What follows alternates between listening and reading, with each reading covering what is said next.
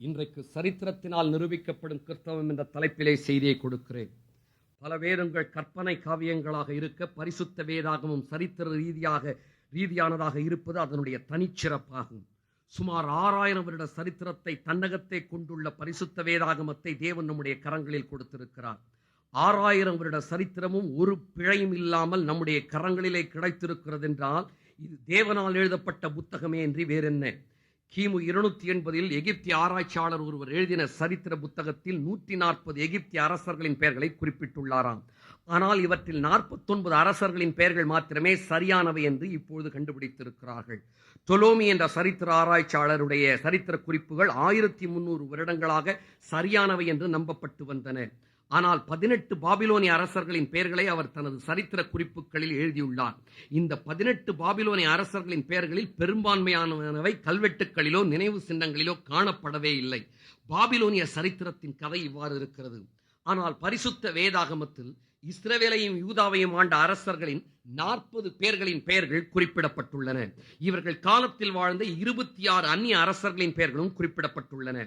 40 அரசர்களின் பெயர்களும் புதைபொருள் சரித்திர ஆராய்ச்சிகளின்படி ஒரு எழுத்து கூட குறைபடையாமல் சரியா இருப்பதுடன் சரியான வரிசையிலே இருப்பதும், இவர்களுடைய நாட்களில் மற்ற தேசத்தை ஆண்ட அந்நிய அரசர்களின் காலத்திற்கேற்ப சரியா இருப்பதும் 6000 வருட சரித்திரமும் எந்த ஒரு பிழையும் இன்றி எழுதப்பட்டிருக்கிறது என்பதை நமக்கு தெரிவிக்கிறது. நமது கரங்களில் தேவன் கொடுத்த பரிசுத்த வேதாகமம் 6000 வருட சரித்திரத்தை ஒரு சிறிய தவறு இல்லாமல் நமக்கு அளித்திருக்கிறது என்றால் இதை எழுதினவர் பரிசுத்த ஆவியானவரே என்பது தெளிவாகிறது. இதற்கான எண்ணிறந்த சான்றுகளை என்னால் உங்களுக்கு அளிக்க முடியும். சர் வில்லியம் ராம்சே என்ற ஒரு சரித்திர ஆராய்ச்சியாளர் கிறிஸ்தவர் அல்லாதவர். அபர்டீன் பல்கலைக்கழகத்தில் பேராசிரியராக இருந்தவர். சான்றுகளும் விளக்கங்களும் பல்கலைக்கழகங்களின் பெயர்களும் ஆராய்ச்சியாளர்களுடைய பெயர்களோடு தான் நான் சான்றுகளை வழங்கிக் கொண்டிருக்கிறேன். இவர் பரிசுத்த வேதாகமத்தை ஆராய்ச்சி செய்ய விரும்பினார். இவர் லூக்காவினுடைய அப்போஸ்தல நடபடிகளின் புத்தகம் சரித்திர ரீதியாக எழுதப்படவில்லை என்று கருதினார். இதற்கு எதிராக நான் ஆராய்ச்சி செய்து லூக்கா சரியான கருத்துக்களை தெரிவிக்கவில்லை என்று நான் ஆராய்ச்சி செய்ய போகிறேன் என்று ஆரம்பித்தார். எனவே அவர் சின்ன ஆசியாவில் புதைபொருள் ஆராய்ச்சிகளை தொடர்ந்தார். ஆராய்ச்சிகள் செல்ல செல்ல செல்ல ஒவ்வொரு ஆராய்ச்சியாய் முடிக்கும் போது பார்த்தால் லூக்காவினுடைய சரித்திர குறிப்புகள் அனைத்தும் சரியாயிருக்க கண்டார்.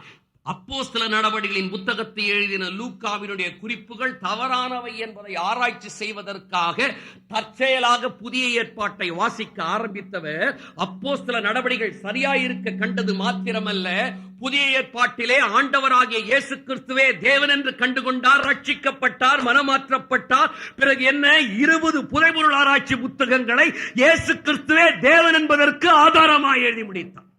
சிந்தனை உள்ள மூளை உள்ள யாரும் நன்றாய் சிந்தித்து கிறிஸ்தவத்தை அணுகுவார்கள் என்றால் கிறிஸ்தவம் அவர்களை மாற்றும். எத்தனை ஆராய்ச்சியாளர்கள் இவ்வாறு மாற்றப்பட்டார்கள் என்பதை என்னால் சொல்ல முடியும். இன்னொரு ஆராய்ச்சியாளருடைய குறிப்பை நான் உங்களுக்கு சொல்ல போகிறேன். இவருடைய பெயரை தெரிந்து கொள்ளுங்கள். இவருடைய பெயர் ராபர்ட் டிக் வில்சன். 15 வருடங்களுக்கு நான் மொழிகளை ஆராய்ச்சி செய்ய போகிறேன். அடுத்த 15 வருடங்களுக்கு பழைய ஏற்பாட்டை நான் ஆராய்ச்சி செய்ய போகிறேன். அடுத்த 15 வருடங்களுக்கு நான் படித்த ஆராய்ச்சிகளை வெளிப்படுத்த போகிறேன் என்று தீர்மானித்தார். 15 வருடங்களுக்கு 26 மொழிகளை கற்றார் Robert Dick Wilson. Greek, Latin, French, Germany, Hebrew, Italy, Spanish, Portuguese, Aramaic, Syria, Arabic, Babylonian, Ethiopic, எகிப்திய மொழி, கோஆப்டிக் மொழி, பெர்ஷியன் மொழி, ஆர்மீனியன் என்று சுமார் 26 மொழிகளில் டிக் வில்சன் தேர்ச்சி பெற்றார் 15 வருடங்களில். ராபர்ட் டிக் வில்சனுடைய குறிப்பை மாணவ பருவத்திலேயே அவர் தீர்மானத்தை செய்துவிட்டார். 15 வருடங்களுக்கு பரிசுத்த வேதாகமத்தோடு இணைக்கப்பட்டிருக்கிற மொழிகளை நான் படிக்கப் போகிறேன். அடுத்த 15 வருடங்களுக்கு பழைய ஏற்பாட்டை நான் ஆராய்ச்சி செய்ய போகிறேன். அடுத்த 15 வருடங்களுக்கு என்னுடைய ஆராய்ச்சிகளை வெளிப்படுத்தப் போகிறேன். இன்றைக்கு அவருடைய ஆராய்ச்சி கண்டுபிடிப்புகள் எல்லாம் வெளியாகிக் கொண்டிருக்கின்றன. அவருடைய முடிவான கருத்தை வாசிக்கிறேன். கவனமாய் பிடித்துக் கொள்ளுங்கள் இருதயத்திற்குள்ளே. பரிசுத்த வேதாகமத்தின் உண்மையான தன்மையை முழுவதுமாய் ஆராய்ந்து அறியக்கூடிய அளவுக்கு அறிவு படைத்த மனிதன் உலகில் யாருமே கிடையாது. மறுபடியும் சொல்லுகிறேன், பழைய ஏற்பாட்டை 15 வருடமும் 26 மொழிகளை 15 வருடமும் படித்த ராபர்ட் டிக் வில்சன் தெரிவிக்கிறார், பரிசுத்த வேதாகமத்தின் உண்மையான தன்மையை முழுவதுமாக ஆராய்ந்து அறியக்கூடிய அளவுக்கு அறிவு படைத்த மனிதன் உலகில் யாருமே கிடையாது. உலகத்தின் தலைவிதி இந்த புத்தகத்தில் எழுதப்பட்டிருக்கிறது. ஆகையால் தான் அமெரிக்க ஜனாதிபதியாகிய ரொனால்ட் ரீகன் தெரிவித்தார், உலகத்தில் நம்ம எதிர்நோக்கி இருக்கிற எல்லா பிரச்சனைகளுக்குமான பதில் பரிசுத்த வேதாகமத்தின் 2 அட்டைகளுக்கு நடுவே உண்டு, அதற்காய் நாம் அதில் பார்க்க வேண்டும், அவ்வளவே என்று சொன்னார். ஜார்ஜ் வாஷிங்டன் சொன்னார், பரிசுத்த வேதாகமும் தேவனும் இல்லாமல் தேசத்தை சரியான முறையில் ஆட்சி செய்ய முயலாது. பாரத தேசத்தின் தந்தையாக கருதப்படுகிற மகாத்மா காந்தியடிகள் சொன்னார், எத்திசையில் செல்லுவது என்ற முடிவெடுக்க முடியாத சந்தர்ப்பங்கள் எனக்கு பல சமயங்கள் உண்டாகி இருக்கின்றன, உங்களுக்கும் உண்டாகி இருக்கும். அப்போதெல்லாம் பரிசுத்த வேதாகமத்தை நோக்கியே நான் திரும்பி இருக்கிறேன். பரிசுத்த வேதாகமத்தின் புதிய ஏற்பாடு கூறும் வார்த்தையிலிருந்து என்னுடைய சூழ்நிலைக்கு தேவையான பலனை நான் பெற்றுக்கொண்டேன். அல்லேலூயா, அல்லேலூயா. சர் ஐசக் நியூட்டன் சொல்லுகிறார், உலகத்தின் சிறந்த புத்தகங்கள் எல்லாம் உயிர் பெற்று ஒரு மகாநாட்டிற்கு அழைக்கப்படும் என்றால், உலக புத்தகங்கள் எல்லாம் மகாநாட்டிற்கு அழைக்கப்பட்டால், பரிசுத்த வேதாகமம் அந்த மகாநாட்டின் அரங்கத்திற்குள் நுழைந்தவுடன் எல்லா புத்தகங்களும் அது முன்பாக கீழே விழுந்து விடுமா. யாரால் வருத்தப்பட்டால் சர் ஐசக் நியூட்டனிடம் போய் வருத்தப்படுங்கள். அவர் சொன்னது அது, நான் சொல்லவில்லை. சரித்திர ரீதியான புத்தகம் பரிசுத்த வேதாகமம்.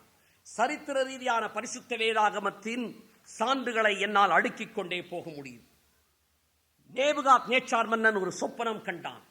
அந்த சொப்பனத்திலே ஒரு சிலையை கண்டான். அந்த சிலை பசும் பொன்னாய் இருந்தது. இதற்கு விளக்கம் என்னவென்று தானியேலை கேட்டான். தானியேல் சொன்னான், இது உம்முடைய ராஜ்யம் என்று சொன்னான். அந்த சிலையின் புயங்கள் வெள்ளியினால் இருந்தன. இது எது என்று கேட்டான். இது உமக்கு பிறகு எழும்ப போகிற ராஜ்யம் என்றான் தானியேல். என்ன இது 2 புயங்கள்?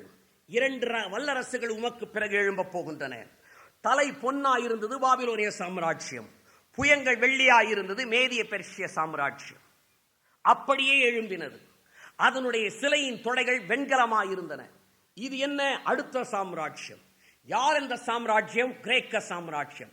வேதம் உலகத்தில் எந்த சரித்திர சாம்ராஜ்யங்கள் எழும்பும் என்று சொன்னதோ அந்த சாம்ராஜ்யங்கள் தான் எழும்பின. வெண்கலத்திற்கு ஒப்பான கிரேக்க சாம்ராஜ்யம் உலகத்தில் எழும்பினது. அலெக்சாண்டருக்கு முடிசூட்டு விழாவிலே கிரீடத்தை வைத்த போது வெண்கலத்தினால் தான் கிரீடத்தை வைத்துக் கொண்டானாம். வேதவசனத்திலே அலெக்சாண்டரை வெண்கலத்திற்கு தான் ஒப்பிட்டிருக்கிறார்கள். வெண்கலத்திற்கு ஒப்பான கிரேக்க சாம்ராஜ்யம் எழும்பியது. கிரேக்க சாம்ராஜ்யத்திற்கு பிறகு யார் எழும்புவார்கள்? இரும்பை போன்ற ரோம சாம்ராஜ்யம் எழும்பும். மகா அலெக்சாண்டரை குறித்து சரித்திர புத்தகத்திலே தான் நான் படித்திருக்கிறேன். ஆனால் பரிசுத்த வேதாகமத்திலும் மகா அலெக்சாண்டரை குறித்து, நான் சரித்திர புத்தகத்தில் படித்த அலெக்சாண்டரை குறித்து என்னுடைய வேதாகமும் முன்னறிவித்திருக்கிறது என்பதை கண்டவுடனே நான் மகிழ்ந்து போனேன். என்னுடைய பெரிய மாபெரும் நம்பிக்கையை தேவன் எனக்கு கொடுத்திருக்கிறபடியா, கிறிஸ்தவம் என்ற மாபெரும் பொக்கிஷத்தை, பரிசுத்த வேதாகம் என்ற மாபெரும் பொக்கிஷத்தை தேவன் நமக்கு கொடுத்தபடியா. அலெக்சாண்டரை குறித்து வேதவசனம் எங்கே தெரிவிக்கிறது? பெல்ஷாத்சார் ராஜ்யபாரம் பண்ணின 3ஆம் வருஷத்திலே தானியேலுக்கு ஒரு தரிசனம் காணப்பட்டதா. எந்த ராஜா ஆளும்போது எத்தனாம் வருஷத்தில் தரிசனம், அப்படிதான் வேதத்தின் சரித்திரம் சொல்லப்பட்டிருக்கிறது. சரித்திரத்தின் சம்பவம் வரும்போது வருஷம், தேதி, ராஜாக்களின் பெயரோடு தெரிவிப்பது பரிசுத்த வேதாகமம். லாங் லாங் அகோ என்ற கதைகள் இங்கு கிடையாது. So long ago nobody can ask how long ago என்ற கதைகள் இங்கு கிடையாது. இந்த தரிசனம் சூசான் அரண்மனையிலே தானியேல் இருந்தபோது கிடைத்ததா. சூசான் அரண்மனை ஏதோ கற்பனை காவியத்தில் தோன்றிய ஒரு இடம் அல்ல. ரத்தினாபுரி, அழகாபுரி போன்ற சம்பவங்கள் வேதாகமத்தில் கிடையாது. தானியேல் இந்த தரிசனத்திலே 2 ஆடுகளை காணுகிறான். ஒரு ஆட்டிற்கு 2 கொம்பு, இன்னொரு ஆட்டிற்கு 1 கம்பு. இந்த 2 ஆடுகளுக்கும் சண்டை வருகிறது. ஒரு கொம்புள்ள ஆடு 2 கொம்புள்ள ஆட்டை மிதித்து கொம்புகளை உடைத்து விடுகிறது. இதுதான் தரிசனம். உங்களுக்கு புரியாதது போல தானியேலுக்கும் தரிசனம் புரியவில்லை. உடனே காபிரியேல் தேவதூதன் வந்து சொல்லுகிறான், 2 கொம்புள்ள ஆடு என்ன தெரியுமா? மேதிய பெர்ஷிய வல்லரசு. 1 கொம்புள்ள ஆடு ஒன்று மூர்க்கமா எழும்பி வருகிறது. இது என்ன தெரியுமா? இதுதான் கிரேக்க தேசத்தின் ராஜா. இதுதான் எழும்ப போகிற கிரேக்க தேசம் என்ற வல்லரசு. தானியேல் இதை பார்த்துக் கொண்டிருந்த போது ஒரு கொம்புள்ள ஆடு 2 கொம்புள்ள ஆடை மிதித்து போட்டு விடுகிறது. தேவதூதன் சொல்லுகிறான் தானியேலுக்கு, இந்த சாம்ராஜ்யம் அந்த சாம்ராஜ்யத்தை அழித்து விடும். நடந்தது என்ன? அப்படியே கிரேக்க சாம்ராஜ்யம் எழும்பினது, மேதிய பெர்சிய வல்லரசை அழித்தது, கிரேக்க சாம்ராஜ்யம் உலகத்தில் ஆரம்பித்தது. ஏன் இந்த ஒரு கொம்பு உள்ள ஆடாக தானியேல் கண்டான்? கிரேக்க தேசத்தின் சின்னங்கள் எங்கேயாவது பார்த்திருப்பீர்கள் என்றால் பாருங்கள், ஆடுதான் கிரேக்க தேசத்திற்கு சின்னம். என் தேவன் தீர்க்க தரிசனத்தை உரைக்கும் போது இன்றைய சரித்திர நாள் குறிப்பின் படி உரைத்திருக்கிறார். ஒரு கொம்புள்ள ஆடாக அவன் எழும்பினான். வேதவசனம் சொல்லுகிறது, இந்த ஒரு கொம்புள்ள ஆடாக தோன்றினவன் இந்த தேசத்தின் முதலாம் ராஜா என்று சொல்லப்பட்டிருக்கிறது. இந்த கொம்பிற்கு என்ன நடந்தது, இந்த கொம்பு யார் என்பதையும் வேதவசனம் தெரிவிக்கிறது. இந்த கொம்பு பலன் கொண்டிருக்கும் பொழுது இந்த கொம்பு திடீரென்று முறிந்து விடுகிறார். முறிந்தவுடனே 4 கொம்புகள் அங்கே எழும்புகின்றன. சரித்திரத்தில் நடந்ததா? வேதவசனம் காவியமா, கற்பனையா, கட்டுக்கதையா, புலவனின் மனதில் உண்டானதா, அல்லது உலகத்தை எல்லாம் சிருஷ்டித்த தேவனுடைய இருதயத்தில் உருவான சரித்திரம்? நடந்தது என்ன? அலெக்சாண்டர் தேசங்களை எல்லாம் ஜெயித்தவன், நாடுகளை எல்லாம் ஒரு குடையின் கீழ் கொண்டு வந்தவன் தனது 33வது வயதிலேயே வாழ்க்கையை வெறுத்து விட்டான். அவன் மரண தருவாயிலே அவனை போய் கேட்டார்கள், அலெக்சாண்டர் அவர்களே, உன்னுடைய மாபெரும் சாம்ராஜ்யத்தை யாருக்கு கொடுப்பது? வேதவசனத்திலே தானியேலுக்கு வெளிப்படுத்தப்பட்டிருக்கிறது, அவனுடைய சாம்ராஜ்யம் அவனுடையவர்கள் அல்லாதவர்களுக்கு கடந்து செல்லும் என்று தேவன் தெரிவித்திருக்கிறார். What is prophecy? History written in advance is prophecy. சரித்திரம் நடந்த பிறகு எழுதுகிறவர்கள் சரித்திர ஆராய்ச்சியாளர்கள். சரித்திரம் நடைபெறுவதற்கு முன்னதாக எழுதுகிறவர் என் ஆண்டவர். அந்த ஆண்டவரை தான் நாம் தேவன் என்று பெற்றிருக்கிறோம். அந்த ஆண்டவரை தேவன் என்று பெற்ற இந்த ஜனத்தை காட்டிலும் பாக்கியமும் சீரை பெற்ற ஜனம் வேறு எதுவா இருக்க முடியும்? இந்த ஒரு கொம்பு முறிந்தவுடனே 4 கொம்புகள் எழும்பினவாம். அலெக்சாண்டர் மனம் வெறுத்து மரண தருவாயிலே இருக்கும்போது அவனை கேட்டவுடனே சொன்னானா, என்னுடைய ராஜ்யம் பலவானுக்கே கடந்து செல்ல வேண்டும், என்னுடைய ராஜ்யத்தை என்னுடைய பிள்ளைகளுக்கு அல்ல, என்னுடைய 4 தளபதிகளுக்கு பகுத்து விடுங்கள். அப்படியே அலெக்சாண்டர் மரித்தவுடனே அவனுடைய 3 மனைவிகள், 2 பிள்ளைகள், ஒரு தம்பி, அவனுடைய மனைவி, அலெக்சாண்டரின் தாய் எல்லாருமே 15 வருடத்திற்குள்ளாய் மரித்து விட்டார்கள். அவனுக்கு அலெக்சாண்டர் என்ற ஒரு கொம்பு முறிந்தவுடனே 4 தளபதிகளுக்கு கிரேக்க சாம்ராஜ்யம் பகுக்கப்பட்டது. வேதவசனம் சொன்னது கிரேக்க சாம்ராஜ்யம் 4ஆய் பகுக்கப்படும் என்று. அப்படியே பகுக்கப்பட்டது. லைசிமாக்கஸ், காசண்டர், செல்யூக்கஸ், டோலமி என்ற 4 பேருக்கு கிரேக்க சாம்ராஜ்யம் வேதத்தின் சரித்திரத்தின் படி பகுக்கப்பட்டது. உங்கள் சிந்தனை தூண்டத்தக்கதாக சொல்லுகிற இந்த செல்யூக்கஸ் நிக்கேடார் தான் இந்தியா வரைக்கும் சண்டை ஓட்டு வந்தவன், 2ஆம் சந்திரகுப்த மௌரியருடன் போர் புரிந்து பூற்றவர், பின்னர் தன் மகளை நமது இந்திய அரசனுக்கு திருமணம் செய்து கொடுத்தவர். இந்த செல்யூக்கஸ் நிக்கேடார் தான் 4 கொம்பில் ஒரு கொம்பு என்று என்னுடைய வேதத்தின் தீர்க்க தரிசனம் எழுதி வைத்திருக்கிறது. இது 3ஆம் வகுப்பு சரித்திர பாடம். 3ஆம் வகுப்பு சரித்திர பாடத்தை 3000 வருடங்களுக்கு முன்னரே எழுதி வைத்திருப்பது என்னுடைய பரிசுத்த வேதாகமம். கரங்களை தட்டி தேவனை ஸ்தோத்திரிப்போமா? அல்லேலூயா சொல்லி தேவனை ஸ்தோத்திரிப்போமா? இயேசு ராஜா வாழ்க என்று சொல்லி ஸ்தோத்திரிப்போமா? இந்த கிரேக்க சாம்ராஜ்யத்தின் ராஜாவாகிய அலெக்சாண்டரை வேதவசனம் தெரிவித்திருக்கிறதே, அலெக்சாண்டருக்கு இவனை குறித்து முன்னறிவிக்கப்பட்டது வேதத்தில் சொல்லப்பட்டிருக்கிறது தெரியுமா? அலெக்சாண்டர் ராஜ்யங்களை எல்லாம் ஜெயித்துக் கொண்டு வரும்போது ஒரு சமயம் அவனுடைய சேனையானது எருசலேமை கைப்பற்றுவதற்காக எருசலேமுக்கு முன்பாக பாளையம் இறங்குகிறது. எருசலேமில் உள்ள இஸ்ரவேலர் எல்லாம் பயந்து நடுங்கி எருசலேமின் தேவாலயத்தில் பலியிட்டு தேவனை நோக்கி கூப்பிடுகிறார்கள். அப்போது பிரதான ஆசாரியனாய் இருந்தவன் எருசலேமிலே ஜாடுவா என்பவன், இவன் யூதர்களை கூப்பிட்டு சொல்கிறான், நாளை நாம் நேரடியாக அலெக்சாண்டரை சந்திக்க போகிறோம் என்று சொல்லுகிறான். அடுத்த நாள் எருசலேமின் கதவுகளை திறக்கிறான். எல்லா யூதர்களையும் லேவியரையும் அழைத்துக் கொண்டு ஒரு பெரிய ஊர்வலமாக மகா அலெக்சாண்டரை சந்திக்க புறப்படுகிறான். மகா அலெக்சாண்டரை சந்திக்க இஸ்ரவேலின் லேவிய பரிவாரம் கடந்து செல்லுகிறது. அலெக்சாண்டர் தன்னுடைய சிங்காசனத்தில் வீற்றிருந்து பார்த்துக் கொண்டிருக்கிறான். தூரத்திலே லேவியருடைய பரிவாரம் அந்த ஆரம்பரத்தோடு வந்து கொண்டிருக்கிறது. பார்த்து அலெக்சாண்டர் தன்னுடைய சிங்காசனத்தை விட்டு இறங்குகிறான். ஓடி போய் இஸ்ரவேலின் தேவனாகிய பிரதான ஆசாரியனை தழுவிக்கொள்ள அலெக்சாண்டர் ஓடுகிறான். அந்த பிரதான ஆசாரியனிடத்தில் நெருங்கும் போது பார்த்தால் பிரதான ஆசாரியனாகிய ஜாடுவாவினுடைய தலையிலே கர்த்தருக்கு பரிசுத்தம் என்ற பட்டயம் கட்டப்பட்டிருக்கிறது. இதை பார்த்தவுடனே அலெக்சாண்டர் அதை அப்படியே தாழ விழுந்து பணிந்து கொள்ளுகிறான். உடனே அலெக்சாண்டரின் தளபதிகள் நினைக்கிறார்கள், அலெக்சாண்டருக்கு புத்தி பேதலித்து விட்டது என்று நினைக்கிறார்கள். அலெக்சாண்டர் ஜாடுவா என்ற பிரதான ஆசாரியனை கட்டிப்பிடித்துக் கொள்ளுகிறான். உடனே அலெக்சாண்டர் தன்னுடைய அரியணைக்கு வந்தவுடனே அவனுடைய தளபதிகள் கேட்கிறார்கள், ஏன் இந்த ஜாடுவாவை போய் நீ பிடித்துக் கொண்டாய்? இவனை அல்லவா நாம் கைப்பற்ற வந்திருக்கிறோம் என்று சொல்லி. அப்போது அலெக்சாண்டர் சொன்னானாம், எனக்கு புத்தி பேதலிக்கவில்லை. நான் மாசிடோனியாவிலிருந்து யுத்தத்தை ஆரம்பிப்பதற்காக காத்திருந்த போது, ஆசியாவை எவ்வாறு பிடிப்பது என்று நான் நினைத்த போது, என்னுடைய கனவிலே இதே ஜாடுவாவை நான் பார்த்தேன். இந்த ஜாடுவா இதே ரத்தாம்பர வஸ்திரம் அணிந்தவனாய் எனக்கு தோன்றினான். அவன் சொன்னான், நீ தான் அடுத்த சாம்ராஜ்யத்தை உலகத்தில் நிறுவுவாய், நீ ஜெயம் பெறுவாய், மேரி பெர்ஷிய வல்லரசை நீ அழிப்பாய், நீ தான் அடுத்த வல்லரசு என்று எனக்கு சொன்னான். நான் சொப்பனத்தில் கண்ட அதே ஜாடுவாவை என் கண் முன்னதாக வர நான் கண்ட உடனே நான் அவனை போய் தழுவிக்கொண்டே, மகா அலெக்சாண்டர் சொன்ன வார்த்தைகளை சொல்லுகிறேன், ஜனமே சிந்தியுங்கள். அவன் சொன்னானாம், நான் ஜாடுவாவாகிய பிரதான ஆசாரியனை பணியவில்லை, இந்த ஜாடுவாவிற்கு பிரதான ஆசாரிய பட்டத்தை கொடுத்த இஸ்ரவேலின் தேவனைத்தான் நான் பணிந்து கொண்டே, ஜாடுவாவையோ தழுவிக்கொண்டேன் என்று சொன்னானாம். அன்பு சகோதரனே சகோதரியே, கிறிஸ்தவம் சரித்திர ரீதியானது. இதற்கு சான்று என்று கேட்கிற இதயங்களுக்கு பதில் சொல்லுகிறேன். சரித்திர உலகம் அறிந்த பிளேவியஸ் ஜோசிபஸ் தம்முடைய புத்தகத்தின் ஆன்டிக்விட்டிஸ் ஆஃப் தி ஜூஸ் என்ற இவ்வளவு பெரிய புத்தகத்தில் இந்த சம்பவத்தை குறித்திருக்கிறார். பிறகு நடந்தது என்ன தெரியுமா?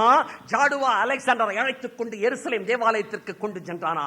அலெக்சாண்டர் அவர்களே, உங்களை குறித்து எங்கள் தீர்க்கதரிசி முன்னறிவித்திருக்கிறார்.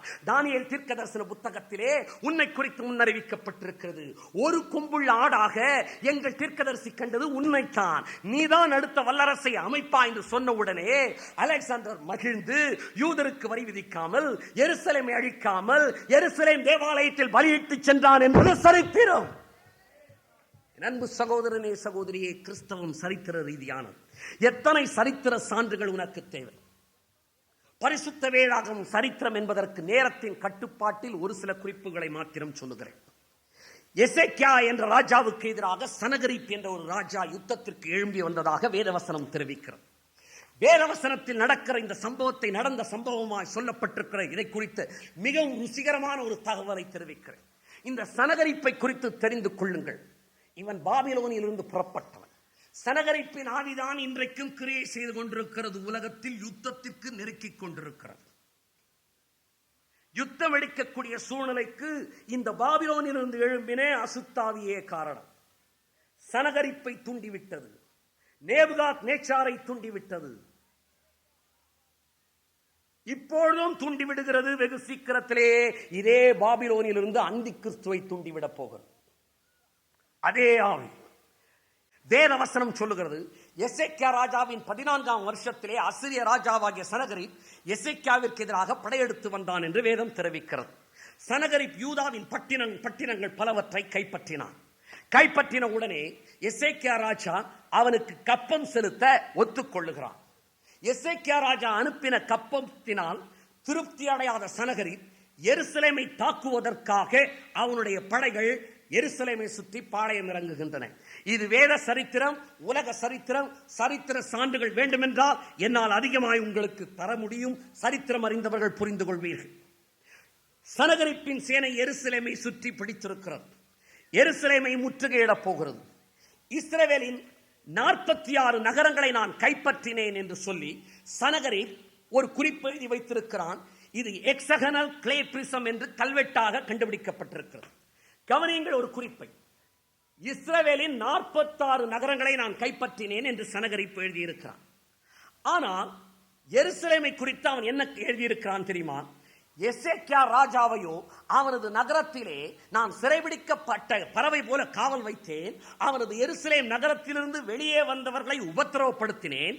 அவனது எருசலேம் நகரை பலப்படுத்த அவன் உதவி பெற்றிருந்த அராபியர்கள் அவனை விட்டு ஓடிவிட்டனர். நான் எசேக்கியாவின் மேல் கப்பத்தை நியமித்தேன் என்று சனகரிப் ராஜா எழுதி வைத்திருக்கிறான். கவனியுங்கள், இஸ்ரவேலின் 46 நகரங்களை கைப்பற்றினேன் என்று சொல்லுகிற சனகரிப் எருசலேமை கைப்பற்றினதாக சொல்லவில்லை, முற்றுகையிட்டான் என்று மாத்திரம் சொல்கிறான். கிறிஸ்தவர்கள் கவனித்துக் கொள்ளுங்கள், உங்களுக்கும் பேசிக் கொண்டிருக்கிறேன். ஏன் சனகரிப் எருசலேமை கைப்பற்ற முடியவில்லை? வேத சரித்திரமும் உலக சரித்திரமும் தீர்க்க தரிசனமும் என்ன சொன்னது? இதனுடைய ரகசியம் என்ன விளக்கப் போகிறேன் கேளுங்கள். சனகரிப் எருசலேமை கைப்பற்றினதாக கல்வெட்டில் இல்லை.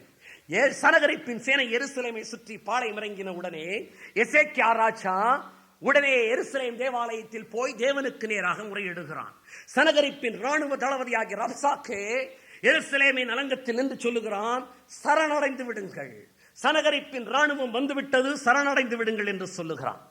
ஆனால் எசேக்கியா ராஜா தேவனை நோக்கி அபயமிட்டவுடனே தம்முடைய தீர்க்கதரிசியாகிய ஏசாயாவின் மூலமாக அவர் தெரிவித்து அனுப்புகிறார், இந்த சனகரிப் எருசலேமை அவன் தாக்க மாட்டான், ஒரு அம்பு கூட எருசலேமுக்குள் வராது, எருசலேமுக்குள் சனகரிப் நுழைவதில்லை என்று சொல்லி கர்த்தர் தம்முடைய தீர்க்கதரிசியின் மூலமாக தெரிவிக்கிறார். தீர்க்கதரிசனம் இவ்வாறு சொல்லுகிறது, சரித்திரம் சனகரிப் எருசலேமை முற்றுகையிட்டான் என்று தெரிவிக்கிறது. ஆனால் நடந்தது என்ன? அப்படியே எருசலேம் சனகரிப்பினால் கைப்பற்றப்படவில்லை. சனகரிப் எருசலேமை தாக்கவில்லை, அவன் திரும்பி சென்று விட்டான். காரணம் என்ன? சனகரிப் ஏன் கடந்து போய்விட்டான் என்றால், அவன் முற்றுகையிட்டிருந்த அன்று ராத்திரியிலே சம்பவித்தது என்னவென்றால், கர்த்தருடைய தூதன் புறப்பட்டு சனகரிப்பாகிய அசிரியனுடைய பாளையத்திலே ஒரே தூதன் 1,85,000 பேரும் சங்கரிக்கப்பட்டு விட்டார்கள். ஒரே ராத்திரியிலே சனகரிப் எருசலேமை பிடிக்க முடியவில்லை. காரணம் என்ன? தேவன் உரைத்தார், இந்த சனகரிப் எருசலேமுக்குள் நுழைவதில்லை என்று சொல்லி. ஏசாயா சொன்னான் நுழைவதில்லை என்று. கல்வெட்டு சொல்லுகிறது எருசலேமுக்குள் சனகரிப் நுழையவில்லை என்று சொல்லி. ஒரே இரவிலே 1,85,000 பேர் சங்கரிக்கப்பட்டார்களே, இதற்கு ஆதாரம் உண்டா? கேட்கிறவர்களுக்கு பதில். சமீபத்திலே லாகிஸ் நகரத்திலே ஸ்டார்கே என்ற ஆராய்ச்சியாளர் ஆராய்ச்சி செய்தார். ஒரு மாபெரும் கல்லறையை கண்டுபிடித்தார்கள். அந்த மாபெரும் கல்லறையிலே ஒரே அறையில் ஒரே இடத்தில் 2000 எலும்புகூடுகள் அடக்கம் பண்ணப்பட்டிருந்ததை கண்டுபிடித்தார்கள். ஆராய்ச்சியாளர்கள் ஆராய்ச்சி செய்த போது இது சனகரிப்பின் காலத்தைச் சேர்ந்த சனகரிப்பினுடைய ராணுவ வீரர்களுடைய கல்லறை என்பதை கண்டுபிடித்திருக்கிறார்கள்.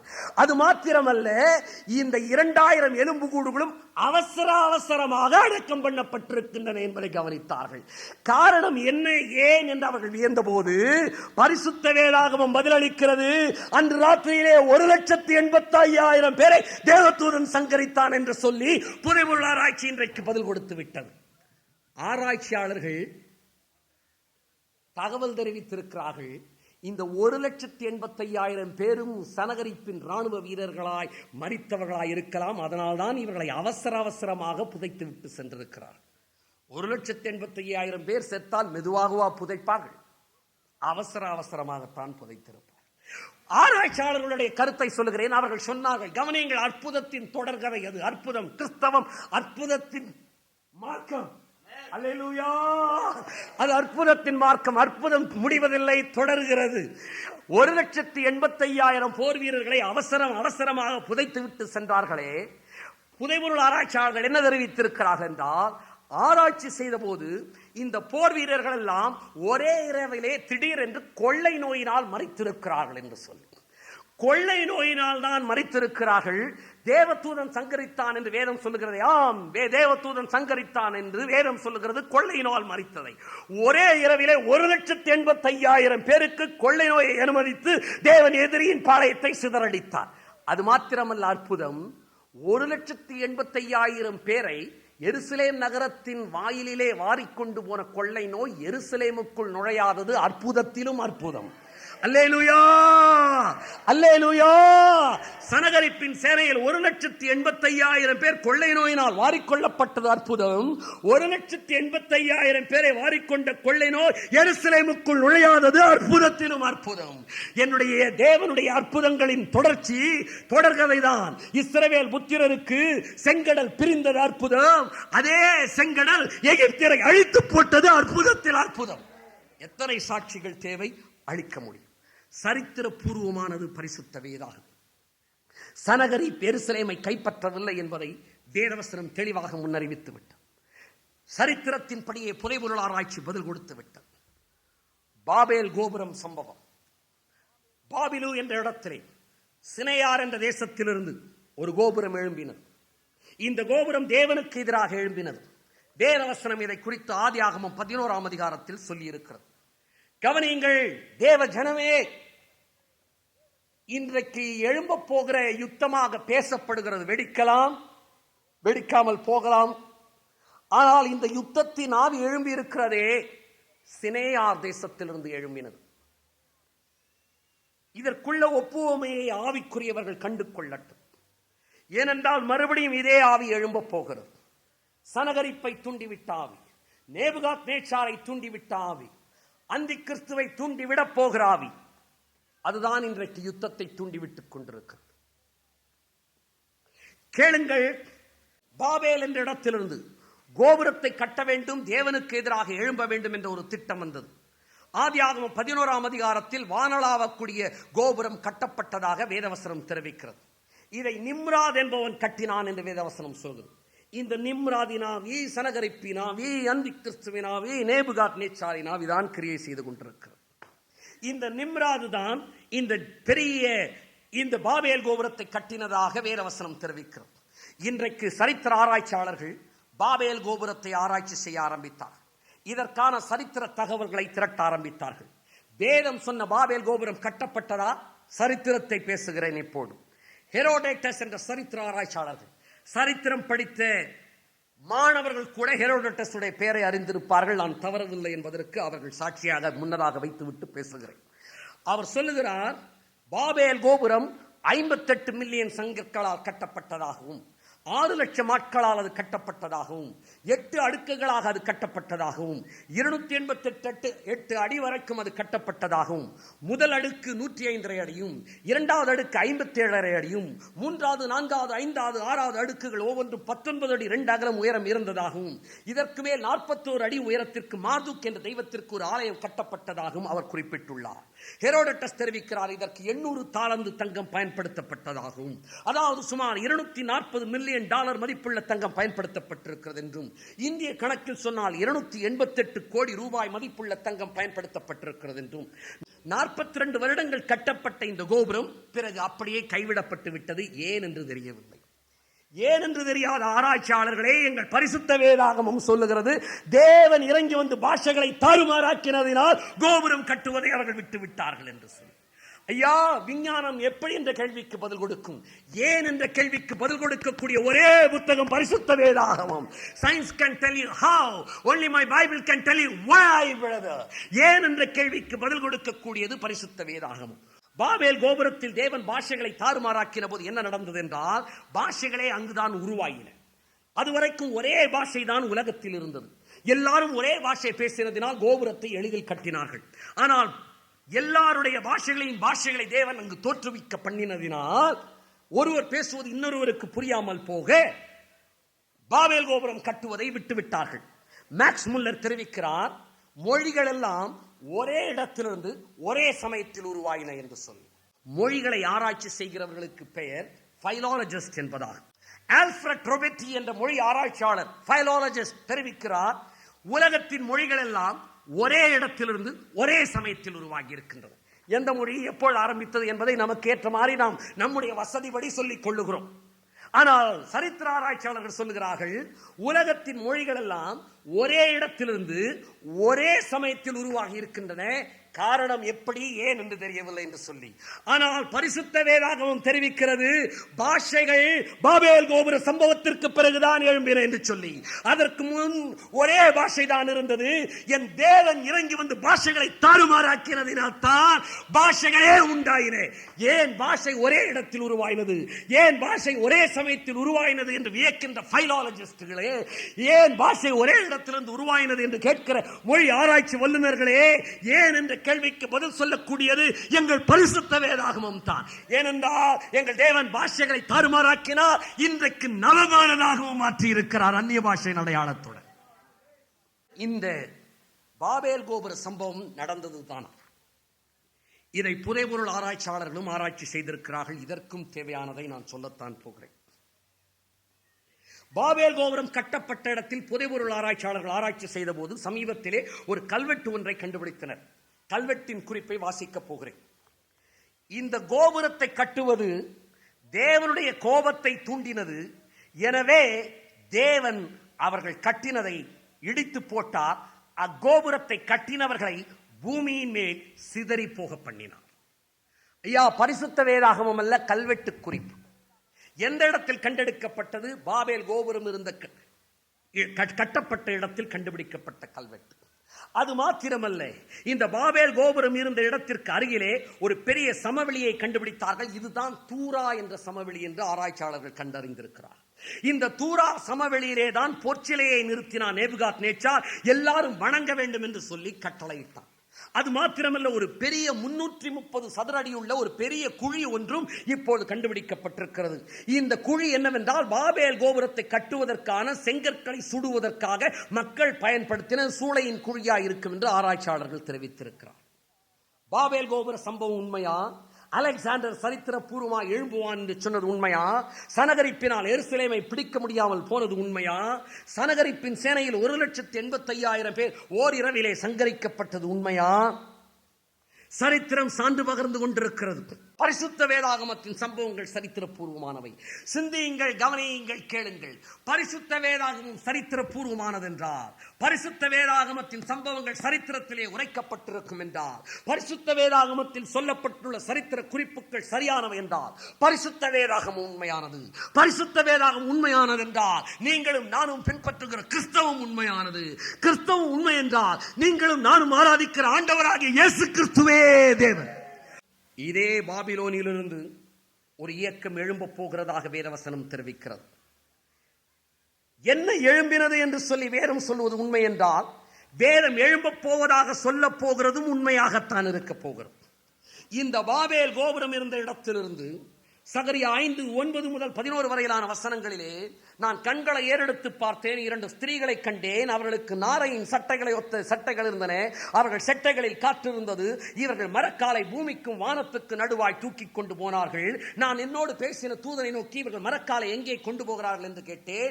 அதற்கு அவர்கள் சினேயா தேசத்திலே அதற்கு ஒரு வீட்டை கட்டும்படி கொண்டு போகிறார்கள் என்று சொன்னார். எனவே சினேயா தேசத்திலே ஒரு வீடு கட்டப்படும். ஒரு மரக்காலை 2 ஸ்திரீகள் தூக்கி கொண்டு போனார்களாம். மரக்காலை ஸ்திரீகள் தூக்கி கொண்டு போகிற அடையாளம் எது என்பதை அறிவியலாளர்கள் போய் வீட்டிலே கொஞ்சம் சிந்தியுங்கள். சிந்தனையை தான் தூண்ட பேசுகிறது. இது எதை தெரிவிக்கிறது? நடைபெற போகிற, வெகு விரைவில் வரப்போகிற உலகத்தின் சர்வாதிகாரியாகிய அந்தி கிறிஸ்துவின் ஆட்சியை தெரிவிக்கிறது. இந்த அடையாளம் எது என்பதை நீங்கள் சிந்தித்தால் நீங்களே கண்டுகொள்ள முடியும். என் அன்பு சகோதரனே, சகோதரியே, கிறிஸ்தவம் சரித்திர ரீதியான சனகரிப்பின் இராணுவத்தில் ஏற்பட்ட அழிவை வேதவசனம் முன்னறிவித்திருக்கிறது. கிரேக்க சாம்ராஜ்யத்தின் அலெக்சாண்டருக்கு பிறகு யார் எழும்புவார்கள் என்பதை வேதவசனம் முன்னறிவித்திருக்கிறது. அவனது மகன்கள் அவனுடைய ராஜ்யத்தை பிடிக்க மாட்டார்கள் என்று வேதம் முன்னறிவித்தது.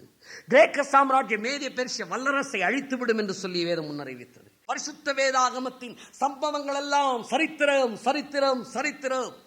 ஒன்று முன்னெழுதப்பட்ட சரித்திரம், அல்லது சரித்திரம் சம்பவம் நடந்த போது எழுதப்பட்ட சரித்திரம். இயேசு கிறிஸ்து சரித்திர பூர்வமானவர். பரிசுத்த வேதாகமத்தின் சம்பவங்கள் சரித்திர பூர்வமானவை. சிந்தியுங்கள், கவனியுங்கள், கேளுங்கள். பரிசுத்த வேதாகமம் சரித்திர பூர்வமானது என்றார், பரிசுத்த வேதாகமத்தின் சம்பவங்கள் சரித்திரத்திலே உரைக்கப்பட்டிருக்கும் என்றார், பரிசுத்த வேதாகமத்தில் சொல்லப்பட்டுள்ள சரித்திர குறிப்புகள் சரியானவை என்றார், பரிசுத்த வேதாகமம் உண்மையானது. பரிசுத்த வேதாகமம் உண்மையானது என்றால் நீங்களும் நானும் பின்பற்றுகிற கிறிஸ்தவம் உண்மையானது. கிறிஸ்தவம் உண்மை என்றால் நீங்களும் நானும் ஆராதிக்கிற ஆண்டவராகிய இயேசு கிறிஸ்துவே தேவன். அல்லேலூயா. இந்த இயேசு கிறிஸ்து சரித்திர பூர்வமானவரா என்ற கேள்வியோடு செய்தியை தொடர்ந்து நான் முடிக்கப் போகிறேன். இந்த உலகின் வழக்கில் இன்றைக்கு கேட்கிறார்கள், இயேசு கிறிஸ்து சரித்திர பூர்வமானவரா? என் அன்பு சகோதரனே, சகோதரியே, சரித்திர பூர்வமான இயேசு கிறிஸ்துவுக்கு நீர் பதில் கொடுக்கத்தான் வேண்டும். உலகின் வழக்கில் வருடங்களை பிரிக்க உபயோகப்படுத்தப்படுகிற கிறிஸ்துவுக்கு முன் கிறிஸ்துவுக்கு பின் என்ற சொற்களே ஆண்டவராக இயேசு கிறிஸ்து சரித்திர பூர்வமானவர் என்பதற்கு முக்கிய சான்றாகும். இன்றைக்கு உலகத்தின் சரித்திரத்தையே இரு கூறாக பிரித்தவர் என் ஆண்டவராகிய இயேசு கிறிஸ்து. உலகத்தை எந்த ராஜா ஆண்டாலும் சரி, எந்த மந்திரி ஆண்டாலும் சரி, எந்த பெரிய அரசியல் தலைவர்கள் ஆண்டாலும் சரி, அவர்கள் இயேசுவுக்கு முன்னாண்டார்களா பின்னாண்டார்களா என்றுதான் உலகம் கூறுகிறது. என் ஆண்டவராக இயேசு கிறிஸ்து சரித்திர பூர்வமானவர். 1991 வருடம் என்று நாம் ஒவ்வொருவருக்கும் புது வருட வாழ்த்துதலை தெரிவித்துக் கொள்கிறோம். என்ன தெரியுமா? அது இயேசு கிறிஸ்து தோன்றி 1991 வருடங்கள் என்பதுதான். கரங்களை உயர்த்தி அல்லேலூயா சொல்லுவோமா? இயேசு கிறிஸ்து சரித்திர நாயகன். அவருடைய பிறப்பு சரித்திர பூர்வமானது, அவருடைய மரணம் சரித்திர பூர்வமானது, அவருடைய உயிர்த்தெழுதல் சரித்திர பூர்வமானது. அவர் திரும்ப வரப்போவதும் சரித்திரத்தில் எழுதப்பட போகிறது. அன்பு சகோதரனே, சரித்திர பூர்வமா இந்த உலகத்திற்கு திரும்ப வரப்போகிறவர் சான்றுகளை கேட்க போகிறீர்கள். என்சைக்ளோபீடியா பிரிட்டானிக்கா என்பது உலக அறிஞர்கள் ஏற்றுக்கொள்ளுகிற கலைக்களஞ்சியம். இதனுடைய 20வது பதிப்பு சொல்லுகிறது இயேசு கிறிஸ்து சரித்திரபூர்வமானவர் என்று. நூலகங்களில் இருந்தால் எடுத்து போய் வாசித்து எண்ணி பாருங்கள். The 20th edition of the Encyclopedia Britannica has devoted 20,000 words to explain and to tell the world about my Lord Jesus. என்னுடைய ஆண்டவராக இயேசு கிறிஸ்துவை உலகத்தின் அறிஞர்களுக்கு விவரிக்க என்சைக்ளோபீடியா பிரிட்டானிக்காவின் 20வது பதிப்பு 20,000 வார்த்தைகளை பயன்படுத்தி இருக்கிறது. சரித்திரபூர்வமான பெத்லகேமிலே அவர் முதல் முறையாக வந்தார். சரித்திரபூர்வமான எருசலேமிலே 2வது முறையாக வரப்போகிறார். கவனியுங்கள், என் ஆண்டவராக இயேசு கிறிஸ்து எப்பொழுது தோன்றினார்? வேதவசனம் சொல்லுகிறது அகஸ்டஸ் சீசர் காலத்திலே தோன்றினார். அகஸ்டஸ் சீசர் காலத்திலே ஏன் இயேசு தோன்றினார்? ஒரு மனிதன் சரித்திர பூர்வமானவன் என்றால் அவனுடைய பெயர் சென்சஸிலே எழுதப்பட வேண்டும். யாருடைய பெயர் சென்சஸில் இருக்கிறதோ அவன் சரித்திர பூர்வமானவன். யாருமே இயேசு கிறிஸ்து சரித்திர பூர்வமானவர் அல்ல, ஒரு காவிய தலைவர் என்று சொல்லிவிட முடியாதபடி இயேசு கிறிஸ்து எப்பொழுது உலகத்தில் அவதரித்தார் தெரியுமா? உலகத்தின் முதல் சென்சஸ் எடுக்கப்பட்ட பொழுதுதான் அவர் அவதரித்தார். முதல் சென்சஸின் போதுதான் அவர் அவதரித்தார். முதல் சென்சஸ் எடுக்கப்பட்ட போது அவர் அவதரித்தார். அவர் அவதரிக்கும் போது உலக சென்சஸ் எடுக்கப்பட்டது. எப்படி ஐயா சரித்திரத்தை எழுத முடியும்? சரித்திர நாயகனாகிய ஆண்டவரால் அது முடியும். ஆகையால் தான் சரித்திரத்திலே அவர் பெயர் சேர்க்கப்பட்டது. அவருடைய பிறப்பு சரித்திரபூர்வமானது. அவர் கன்னியின் வயிற்றில் பிறந்தார். அதற்கும் சான்றுகள் உண்டு. இக்னேஷியஸ் தெரிவிக்கிறார், எபிஸ்டல் டு தி எபிசியன்ஸ் என்ற புத்தகத்திலே இயேசு கிறிஸ்து கன்னிகைக்கு மகனாய் பிறந்தார். 125ஆம் ஆண்டிலே வாழ்ந்த ஆர்டெசிஸ் என்பவர் தெரிவிக்கிறார், இயேசு கிறிஸ்து கன்னிகைக்கு மகனாய் பிறந்தார். இயேசு கிறிஸ்து அற்புதங்களை செய்தார், ஊழியம் செய்தார். சரித்திர சான்று உண்டா? சொல்லுகிறேன். நேற்று ஒரு ஜூலியன் என்ற ரோம பேரரசனை குறித்து சொன்னேன், கிறிஸ்தவத்திற்கு விரோதமானவன். அவன் எழுதிய குறிப்பை வாசிக்கிறேன். ஜூலியன் சொல்லுகிறான், 300 வருடங்களுக்கு முன் இயேசு என்ற ஒருவர் வாழ்ந்தார். அவர் பெத்சாய்தா கிராமங்களில் சப்பானிகளை நடக்க செய்தார், குருடர்களை காண செய்தார், பிசாசு பிடித்தவர்களை விடுதலையாக்கினார். இதை தவிர மகத்தான ஒன்றையும் இயேசு செய்து விடவில்லை. இந்த குறிப்பு சொல்லப்பட்டிருக்கிற விதத்திலேயே இந்த குறிப்பை எழுதினவன் கிறிஸ்தவத்திற்கு எதிரானவன் என்பது தெரிகிறது. எதிரிகளினாலும் சாட்சி பெற்றவர் என் ஆண்டவராகிய இயேசு கிறிஸ்து. அவர் பிறந்தது சரித்திரம். அவர் கன்னிகைக்கு மகனாய் பிறந்தது சரித்திரம். அவர் அற்புதம் செய்தது சரித்திரம். கிறிஸ்தவ மார்க்கம் சரித்திரமா? சின்ன ஆசியாவிலிருந்து பித்தினியா நாட்டைச் சேர்ந்த கவர்னராக இருந்தவர் பிளைனி என்பவர் எழுதின ராஜான் மன்னனுக்கு எழுதின கடிதத்தை வாசிக்கிறேன். கிறிஸ்தவ மார்க்கத்தைச் சேர்ந்த ஆண்களையும் பெண்களையும் சிறுவர்களையும் நான் கொலை செய்கிறேன். இவ்வாறு கொலை செய்பவர்களுடைய தொகை மிகவும் அதிகமாக இருக்கிறது. 112ஆம் ஆண்டின் கடிதத்தை வாசிக்கிறேன். இவர்களில் எல்லாரையும் கொலை செய்வதா என்று எனக்கு தெரியவில்லை. சரித்திர கடிதம். கிறிஸ்தவர்களாகிய இவர்களை ராஜான் மன்னனாகிய உம்முடைய சிலையை வணங்கும்படியும் இயேசு கிறிஸ்துவை சபிக்கும்படியும் நான் கட்டளையிட்டுள்ளேன். எந்த ஒரு உண்மையான கிறிஸ்தவனும் இயேசு கிறிஸ்துவை சபிப்பதே இல்லை. ஆமென். இந்த கிறிஸ்தவர்கள் செய்கின்ற குற்றம் என்னவென்றால், கிறிஸ்தவர்களின் குற்றத்தை கிறிஸ்தவர்களை கவனியுங்கள். இந்த கிறிஸ்தவர்கள் செய்கின்ற குற்றம் என்னவென்றால், ஒவ்வொரு வாரமும் ஒரு குறிப்பிட்ட நாளிலே அதிகாலையில் ஓரிடத்தில் இவர்கள் கூடி இயேசு கிறிஸ்துவை துதிக்கும் பாடல்களை மாறி மாறி பாடி தாங்கள் இனி எந்த குற்றமும் செய்வதில்லை என்றும் ஒழுக்கக்கேடான காரியங்களையோ விசுவாச துரோகமான காரியங்களையோ செய்வதில்லை என்றும் உறுதி எடுத்துக் கொள்வதே இவர்கள் செய்கிற குற்றமாகும். இதுதான் கிறிஸ்தவத்தை குறித்து எழுதப்பட்டிருக்கிற சரித்திர குறிப்பு. கிறிஸ்தவம் உண்மையானது என்பதற்கான சான்றுகளை தெரிவித்துக் கொண்டிருக்கிறேன். இன்னும் சான்றுகள் தேவையா? கவனியுங்கள். நீரோ மன்னன் காலத்தில் ரோமாபுரியின் தீ விபத்திற்கு காரணமானவர்கள் என்று கிறிஸ்தவர்கள் அநியாயமாய் குற்றம் சாட்டப்பட்டு சித்திரவதை செய்யப்பட்டார்கள். இந்த கிறிஸ்தவர்களுடைய நம்பிக்கை தற்காலிகமாக தடுக்கப்பட்டிருந்தும் மீண்டும் அது யூதேயாவில் மாத்திரமல்ல ரோமாபுரியிலும் தலை தூக்க ஆரம்பித்து விட்டது. நீரோ மன்னன் தாங்கள் கிறிஸ்தவ விசுவாசிகள் என்று ஒத்துக்கொண்டவர்களை முதலில் கைது செய்தான். அவர்கள் கொடுத்த தகவல்களின் பேரில் மற்ற கிறிஸ்தவர்களும் கைது செய்யப்பட்டார்கள். ரோமாபுரியின் தீ விபத்திற்கு காரணமானவர்கள் என்று அவர்கள் குற்றம் சாட்டப்பட்டார்கள். அவர்களை கொல்லும் போது விரோதமான சித்திரவதை அவர்கள் உள்ளாக்கப்பட்டார்கள். காட்டு மிருகங்களின் தோள்கள் கிறிஸ்தவர்களுக்கு போர்த்தப்பட்டு நாய்களால் வேட்டையாடப்படுவதற்கு போடப்பட்டார்கள். இரவிலே நீரோ மன்னனின் தோட்டத்தில் எரியும் விளக்குகளாக ஸ்தம்பங்களில் கட்டப்பட்டு கிறிஸ்தவர்கள் கொளுத்தப்பட்டார்கள். இந்த சித்திரவதைக்கு தனது தோட்டத்தை நீரோ மன்னன் திறந்து வைத்தான். இந்த கிறிஸ்தவர்களின் தலைவரான கிறிஸ்டஸ் என்பவர் பிலாத்துவின் நாட்களில் கொலை செய்யப்பட்டார். கவனியுங்கள், இவ்வளவு கொடிய உபத்திரவத்திற்கு பிறகும் கிறிஸ்தவ மார்க்கத்தை அழிக்க முடியவில்லை. உபத்திரவத்தின் குகையிலே பாசறையிலே வளர்ந்தவர்கள் கிறிஸ்தவ பிள்ளைகள். அல்லேலூயா, அல்லேலூயா. உபத்திரவத்தின் பாசறையிலே வளர்ந்தவர்கள் கிறிஸ்தவர்கள். கிறிஸ்தவ மார்க்கம், கிறிஸ்தவத்தின் தலைவருடைய மரணம் சரித்திரபூர்வமானது.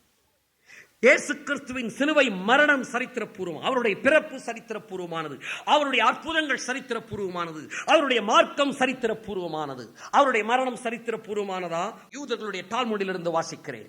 பஸ்கா பண்டிகைக்கு முந்தின நாளில் நாசரேத்தைச் சேர்ந்த இயேசு சிலுவையில் அறையப்பட்டார். அவர் தமது மாய வித்தைகளினாலே இஸ்ரவேலரை வஞ்சித்துக் கொண்டிருந்தார் என்பதற்காக அவர் கொலை செய்யப்படுவார் என்று 40 நாட்களாக நாங்கள் எச்சரிப்பு கொடுத்தோம். அவரை காப்பாற்ற அவரை அறிந்தவர்கள் முன் வருமாறு அறிவித்திருந்தோம். ஆனால் யாரும் வரவில்லை. ஆகவே பஸ்கா பண்டிகைக்கு முந்தின நாள் அவர் சிலுவையில் அறையப்பட்டார். ஐயா, அம்மா, இயேசு உலகத்தில் பிறந்தார் என்று சரித்திரம் சாட்சி சொல்லுகிறது. இயேசு கிறிஸ்து கன்னிகைக்கு பிறந்தார் என்று வேதம் மாத்திரம் அல்ல, சரித்திரம் சொல்லுகிறது. உலகத்தின் முதல் சென்சஸ் சொல்லுகிறது இயேசு உலகத்தில் பிறந்தார் என்று. இயேசு அற்புதங்களை செய்தார் என்று கிறிஸ்தவர்களை கொன்று குவித்த ஜூலியன் குறிப்பு எழுதி வைத்திருக்கிறார்.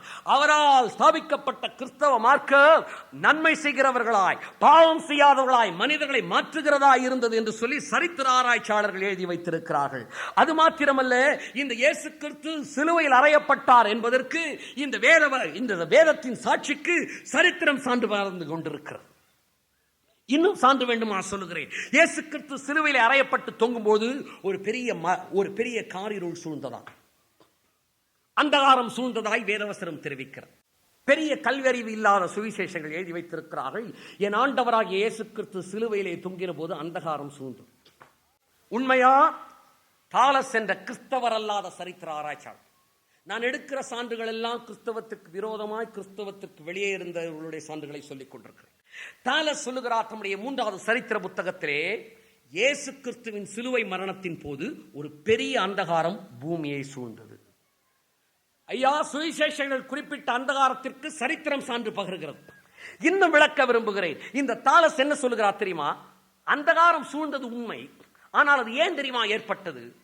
இயேசு சிலுவையில் அறையப்பட்டதினால் அல்ல, அது சூரிய கிரகணத்தினால் ஏற்பட்டது. இவர் கிறிஸ்தவர் அல்லாதவர், எனவே எழுதியிருக்கிறார். சரி, இதற்கு விளக்கம் தரப்போகிறோம் நாம் இப்போது. இயேசு கிறிஸ்து எப்போது சிலுவையில் அறையப்பட்டார்? பஸ்கா பண்டிகை நாட்களில் சிலுவையில் அறையப்பட்டார் என்று வேதம், சரித்திரம் எல்லாம் சொல்லுகிறது.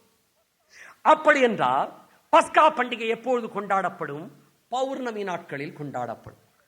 பௌர்ணமி நாட்களில் சூரிய கிரகணம் தோன்றாது என்பது வானவியல் அறிஞர்களாகிய எல்லாருக்கும் தெரியும். சரித்திர ஆசிரியருக்கு தெரியவில்லை. சரித்திர ஆசிரியருக்கு சரித்திரம் தான் தெரியும். பரிசுத்த வேதாகமத்தை கரங்களில் பிடித்தவர்களுக்கு எல்லாமே தெரியும். அல்லேலூயா, அல்லேலூயா. என் ஆண்டவராகிய இயேசு கிறிஸ்து உலகத்தில் தோன்றினது உண்மை, கன்னிகைக்கு மகனாய் பிறந்தது உண்மை, அற்புதங்கள் செய்தது உண்மை, அந்தகாரம் சூழ்ந்தது உண்மை. மனுமக்களுக்காய், உனக்காய், எனக்காய் பிதாவானவர் தம்முடைய குமாரனை சிலுவையிலே மரிக்க ஒப்புக் கொடுத்த அந்த ஒரு நேரம், தேவன் தன்னுடைய மகனை விட்ட அந்த நேரம், அந்தகாரம் உலகம் முழுவதும் சூழ்ந்ததற்கு சரித்திரம் சான்று பகருகிறது. ஐயா, சரித்திரம் சான்று பகருகிறது. அம்மா, நீ அந்த இயேசு கிறிஸ்துவை ஏற்றுக்கொள்ளும்படிக்கா. சரித்திர ஆராய்ச்சியாளர்கள் எதற்கு எழுதினார்கள் என்றால், ஒருவேளை சரித்திர குறிப்பாக மாத்திரமல்ல, இந்த 20ஆம் நூற்றாண்டின் சரித்திர அறிஞர்களும், சரித்திரம் படித்தவர்களும், கல்வி ஞானிகளும், மேதைகளும் ஒருவேளை அதிகம் படித்து விட்டோம் என்பதனால இயேசு கிறிஸ்துவை மறுதலித்து விட்டுவிடக்கூடாது என்பதற்காக என் தேவன் சரித்திர ஞானிகளும் தம்முடைய தெய்வீகத்தை எழுதி வைக்கும்படி செய்து வைத்திருக்கிறார். அன்பு சகோதரன், நீ வாசிக்கிற சரித்திர புத்தகம் இயேசுவே ஆண்டவர் என்று உனக்கு சாட்சி கொடுக்கும். பல்கலைக்கழகத்தின் சரித்திர கூடங்கள் இயேசு தேவன் என்று சாட்சி பகர்கின்றன. உங்கள் படிப்பிற்கு பின்னால் நீங்கள் போட்டுக் கொள்ளுகிற பட்டங்கள் கூட அதை தான் சொல்லிக் கொண்டிருக்கின்றன. சிலருக்கு பின்னால் இருப்பது எதுவென்று தெரிவதில்லை. இயேசுவே ஆண்டவர், இயேசுவே ஆண்டவர், இயேசுவே ஆண்டவர். இயேசு கிறிஸ்து வாழ்ந்தது உண்மை, மரித்தது உண்மை, உயிர்த்தெழுந்தது உண்மையா? புரூக் வெஸ்ட்காட் என்ற சரித்திர ஆராய்ச்சியாளருடைய குறிப்பை நான் வாசிக்கப் போகிறேன். உலகத்தின் சரித்திரத்தில் வேறு எந்த நிகழ்ச்சியும் இயேசு கிறிஸ்துவின் உயிர்த்தெழுதலை போல ஆதாரபூர்வமானதாக நிரூபிக்கப்பட்டதில்லை என்று சொன்னால் மிகையாகாது. புரொஃபசர் தாமஸ் ஆர்னால்டை குறித்து படித்தவர்கள் இங்கு இருப்பார்கள் நிச்சயம் என்று நம்புகிறேன். ஹிஸ்டரி ஆஃப் ரோம் என்ற மாபெரும் சரித்திர புத்தகத்தை எழுதினார். அவர் சொல்லுகிறார், இயேசு கிறிஸ்துவின் வாழ்க்கைக்கும் மரணத்திற்கும் உயிர்த்தெழுதலுக்குமான ஆதாரங்கள் போதுமானவையாக இருக்கின்றன. சிறப்பான ஆதாரங்கள், சிறப்பில்லாத ஆதாரங்கள் என்ற ஆதாரத்தை வைத்து பார்க்கும்போது இயேசு கிறிஸ்துவின் உயிர்த்தெழுதலுக்கான ஆதாரங்கள் சிறப்பான ஆதாரங்கள் என்ற வகையை சேர்ந்ததாகவே இருக்கின்றன. ஆயிரக்கணக்கான ஆராய்ச்சியாளர்கள் இயேசு கிறிஸ்துவின் உயிர்த்தெழுதலை குறித்து துல்லியமாக ஆராய்ச்சி செய்து கருத்துக்களை வெளியிட்டுள்ளனர். நானும் இவர்களை ஆராய்ந்து வருகிறேன். மற்றவர்களை இயேசு கிறிஸ்துவின் உயிர்த்தெழுதலை நம்ப வைப்பதற்காக நான் இதை செய்யவில்லை. நான் என்னை திருப்திப்படுத்திக் கொள்ளவே இயேசு கிறிஸ்துவின் உயிர்த்தெழுதலை ஆராய்ச்சி செய்தேன். அவர் சொல்லுகிறார், ஆனால் அவர்கள் மேலும் உலகத்தின் பல சரித்திர குறிப்புகளை நான் பல வருட காலமாக ஆராய்ச்சி செய்து கொண்டு வருகிறேன். நான் சொல்லவில்லை ஐயா, சரித்திர ஆராய்ச்சியாளர் ஹிஸ்டரி ஆஃப் ரோம் புத்தகத்தை எழுதிய தாமஸ் ஆர்னால்ட் அவர்கள் சொல்லுகிறார். அவர் சொல்லுகிறார், ஒன்று என்னால் நிச்சயமாக சொல்ல முடியும், இயேசு கிறிஸ்துவின் உயிர்த்தெழுதலை போன்ற உலகத்தில் எந்த சரித்திர சம்பவமும் அவ்வளவு துல்லியமாக ஆதாரங்களோடு நிரூபிக்கப்பட்டதே இல்லை, இல்லை, இல்லை. அல்லேலூயா. என் ஆண்டவர் வாழ்ந்தது உண்மை, மரித்தது உண்மை, உயிர்த்தெழுந்தது உண்மை, அவர் திரும்ப வரப்போவது உண்மை.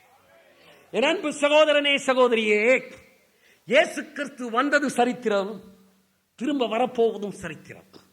அவர் எங்கே பிறப்பார் என்று முன்னறிவித்ததோ அதே இடத்தில் அவர் பிறந்தார்.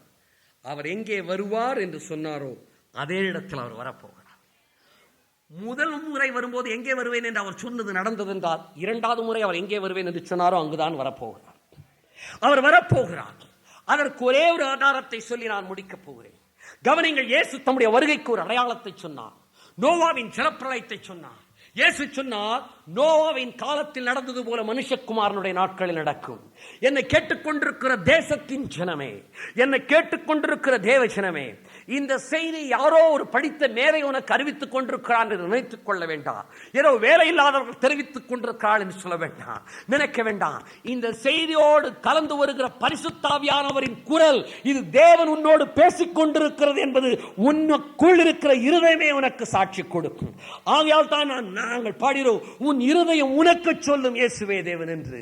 உன் இருதயமே உனக்கு சொல்லும். என் அன்பு சகோதரனே, என் ஆண்டவராக இயேசு சொன்னார், நோவாவின் காலத்தில் நடந்தது போல மனுஷகுமாரனுடைய நாட்களிலும் நடக்கும் என்று சொல்லி. நோவாவின் காலத்தில் ஜலப்பிரளயம் வரும்பொழுது அதுவரைக்கும் அவர்கள் பெண் கொண்டார்கள், கொடுத்தார்கள், விற்றார்கள், கட்டினார்கள், நட்டார்கள், எல்லாரையும் ஜலப்பிரளயம் வந்து வாரிக்கொண்டு போய்விட்டது. மனுஷகுமாரனுடைய நாட்களிலும் நடக்கும். உலகம் முழுவதும் ஜலப்பிரளயம் சம்பவித்தது. இந்த ஜலப்பிரளயம் சம்பவித்ததற்கான பல சான்றுகளை என்னால் சொல்ல முடியுமானால் ஒரு குறிப்பை சொல்லி முடிக்க விரும்புகிறேன்.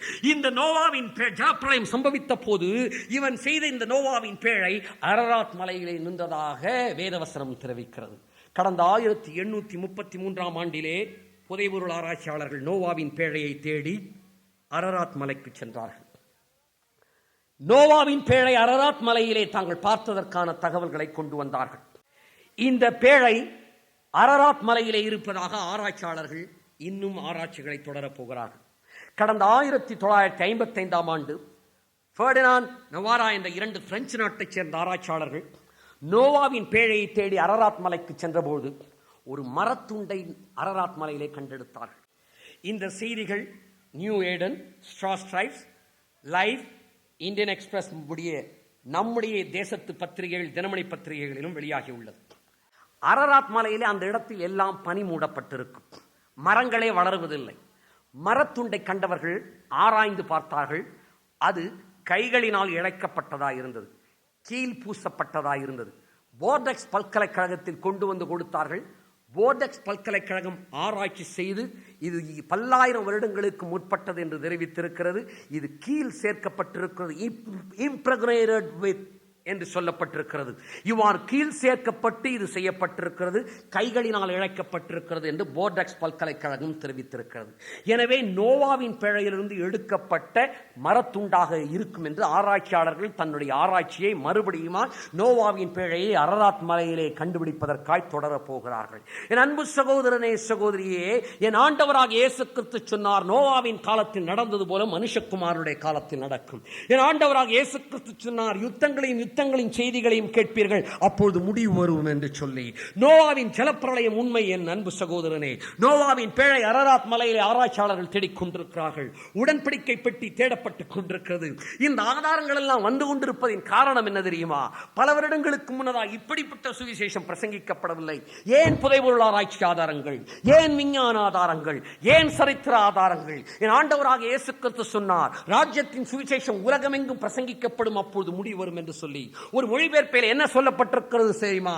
This gospel shall be preached with evidence and then the end shall come. இந்த சுவிசேஷம் ஆதாரத்தோடு உலகமெங்கும் பிரசங்கிக்கப்படும், அப்பொழுது முடிவு வரும் என்று வேதவசனம் தெரிவித்தது. என் அன்பு சகோதரனே, ஐயா அம்மா, இந்த செய்தியை கேட்டுக் கொண்டிருக்கிற நீ, ஏன் இந்த செய்தி உனக்கு அறிவிக்கப்படுகிறது என்றால், ஆதாரத்தோடு அறிவிக்கப்படுவதற்கு காரணம் என்னவென்றால், என் ஆண்டவராக இயேசு கிறிஸ்து வருவதற்கு முன்னதா எல்லா ஆதாரங்களையும் தேவன் வெளிப்படுத்திக் கொண்டிருக்கிறார். ரகசியங்கள் எல்லாம் வெளியாகி கொண்டிருக்கின்றன. கடைசி காலத்தின் ஆதாரங்கள் எல்லாம் வெளிவந்து கொண்டிருக்கின்றன. என் அன்பு சகோதரனே, சகோதரியே, புதைபொருள் ஆராய்ச்சியின் ஆதாரங்களை உனக்கு தெரிவித்தேன், சரித்திர ஆதாரத்தை தெரிவித்தேன், விஞ்ஞான ஆதாரத்தை தெரிவித்தேன். நாட்டிற்கு சென்றார், கடைக்கு சென்றார், தேசத்தில் சென்றார், உண்மையானதுதான் தேவை என்று நீங்கள் கேட்கிறீர்கள். கிறிஸ்தவம் உண்மையா என்பதை நிரூபித்துக் கொண்டிருக்கிறேன். உண்மையானது எது என்று தேடும்போது அதை கண்டுகொள்ளலாம். ஆனால் ஒன்று தெரிந்து கொள்ளுங்கள், உண்மையானது ஒன்றே ஒன்றுதான் இருக்க முடியும். இதை புரிந்து கொண்டால் நீங்கள் புத்திசாலி. என் அன்பு சகோதரனே, உண்மை ஒன்றே, உண்மை ஒன்றே. அதனால்தான் உலகத்தின் 5 பில்லியன் மக்களில் பெரும்பான்மையானோ இந்த உண்மைக்காக உயிர் கொடுக்க காத்திருக்கிறார்கள். உலகத்திலே இரத்த சாட்சிகளை அதிகமாக கொடுத்த இயக்கம் எது தெரியுமா? என்னுடைய கிறிஸ்தவத்தின் இயக்கம் தான். 33 லட்சம் இரத்த சாட்சிகளை கொடுத்தது. காரணம் என்ன தெரியுமா? உண்மை, இது சத்தியம், இது சத்தியம் என்பதினால். என் ஆண்டவராக இயேசு கிறிஸ்துவே, அவரே உண்மை உள்ள தேவன். என் அன்பு சகோதரனே, உனக்கு ஒரு ஆத்மீக தாகம் உனக்கு உண்டு. உனக்கு தாகம் எடுக்கும் போது உனக்கு தேவையானது தண்ணீர். ஐயா, தண்ணீரம்மா, ஐயோ, தாகம் எடுக்கும் போது தேவையானது தண்ணீர். தாகம் எடுக்கும் போது தண்ணீரை தவிர வேறு எது கொடுத்தாலும் தாகம் அடங்கவே அடங்காது. நீ தான தர்மங்கள் செய்யலாம், என்னென்னவோ முயற்சிகள் எடுக்கலாம், படிக்கலாம், பட்டம் வாங்கலாம். என் அன்பு சகோதரனே, உனக்குள் இருக்கிற தாகம் தண்ணீர் குடித்தால் தான் அடங்கும். ஒவ்வொரு மனிதனுக்குள்ளும் உண்மை தெய்வம் யார் என்ற தாகம் இருக்கத்தான் இருக்கிறது. அந்த தாகத்தை நீக்கக்கூடியவர் நான் ஆராதிக்கிற இயேசு கிறிஸ்து ஒருவர் மாத்திரமே. என் ஆண்டவராக இயேசு கிறிஸ்து சொன்னார், என்னிடத்தில் வருகிற ஒரு காலம் தாகம் அடைவதில்லை. நாம் சொல்லுகிறோம் உண்மையே வெல்லும் என்று சொல்லி. கிறிஸ்தவம் உண்மை என்றால், கிறிஸ்தவம் உண்மை என்றால் உண்மையே வெல்லும். என் ஆண்டவராக இயேசு கிறிஸ்து ஒருவர் மாத்திரமே உன் பாவங்களை மன்னிக்க கூடியவர். பட்டங்கள் பாவியை நீதிமான் ஆக்குவதில்லை, சட்டங்கள் பாவியை நீதிமான் ஆக்குவதில்லை. என் அன்பு சகோதரனே, உனக்குள் இருக்கிற தாகம் இன்றைக்கு உன்னை கொண்டு வந்திருக்கிறது. இந்த நேரம் தேவன் உன்னை சந்திப்பதற்காக கொண்டு வந்த நேரம். என் அன்புள்ள தாயே, நீ ஞானஸ்நானம் பெற வேண்டும், நீ ரட்சிக்கப்பட வேண்டும், பாரம்பரிய கிறிஸ்தவத்திலிருந்து நீ விடுபட வேண்டும். என் ஆண்டவராக இயேசு கிறிஸ்து உனக்குள் பிரவேசித்து உன்னை தம்முடைய ஆலயமாக மாற்ற விரும்புகிறார். என் அன்பு ஐயா, என் அன்புள்ள தம்பி, தங்கச்சி, நீ எங்கேயும் போக்கு சொல்ல முடியாதபடி திறந்த வெளியில் பகிரங்கமாய் இயேசுவே ஆண்டவர் என்று தெரிவிக்கிறேன். காரணம் என்ன தெரியுமா? உண்மையை அவர் சந்திக்க விரும்புகிறார். நான் பிரசங்கிக்கிற இயேசு கிறிஸ்து காவிய தலைவர் அல்ல, கற்பனை புருஷன் அல்ல, புலவரின் வாயிலில் தோன்றியவர் அல்ல, சரித்திர புருஷர், சரித்திர விதமாய் தோன்றினவர், சரித்திரமாய் சிலுவையில் உனக்காய் மரித்தவர், உனக்காய் தரித்திரமானவர், உனக்காய் பாவமானவர், உனக்காய் வியாதிகளை மேற்கொண்டவர். அந்த இயேசு கிறிஸ்துவை ஏற்றுக்கொள்ள விரும்புவார் என்றார். உனக்காக நான் செபிக்க விரும்புகிறேன். Please subscribe.